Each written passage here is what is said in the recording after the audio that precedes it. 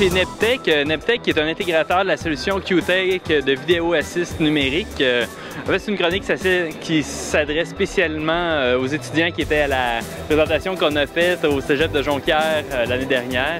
Donc, on a plusieurs améliorations dans QTech. Premièrement, en fait, on a montré que c'est un système qui permet d'enregistrer et de faire des playbacks très rapidement de ce qui se passe sur un plateau, de ce qui sort d'une caméra, et qu'on peut avoir plusieurs channels, qu'on peut faire du key aussi en temps réel pour montrer ce qu'un tournage sur green screen peut donner sur le fond qu'on veut.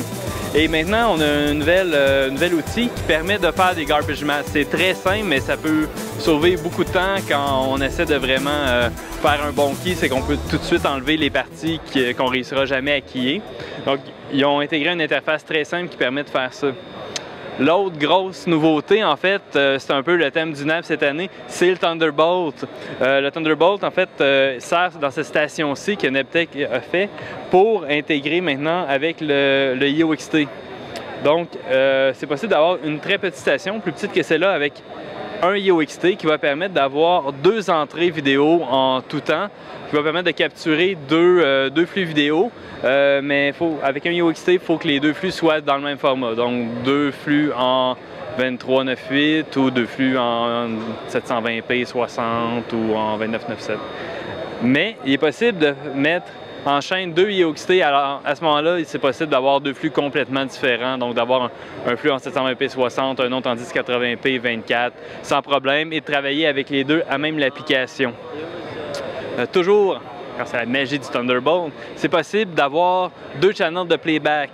Donc c'est possible d'avoir 2 clients qui vont regarder 2 choses en même temps, 2 images différentes pendant le même tournage. Donc on peut envoyer une image à une image à l'autre, ou de numériser sur un channel, de faire un playback sur l'autre. Tout ça grâce à la magie du Thunderbolt. Donc ce qu'ils font, c'est qu'on sort du portable, on rentre dans un IO pour avoir une caméra dans un format, on rentre dans un autre IO en Thunderbolt pour une autre caméra dans un autre format. Après ça, on sort en DisplayPort vers du DVI.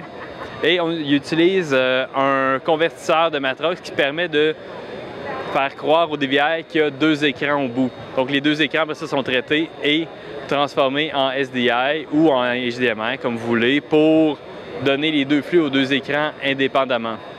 Donc pour faire ça, si vous reconnaissez, on a ici le DVI to HD SDI ProScaler. C'est ce qu'on utilise en fait sur notre station de captation pour pouvoir capturer les écrans des ordinateurs pendant nos captations.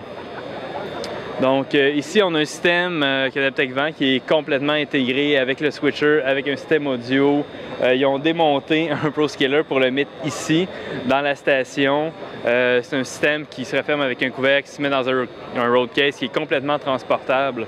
Donc, en fait, ça reste encore le système de choix pour faire du vidéo assist numérique en ce moment.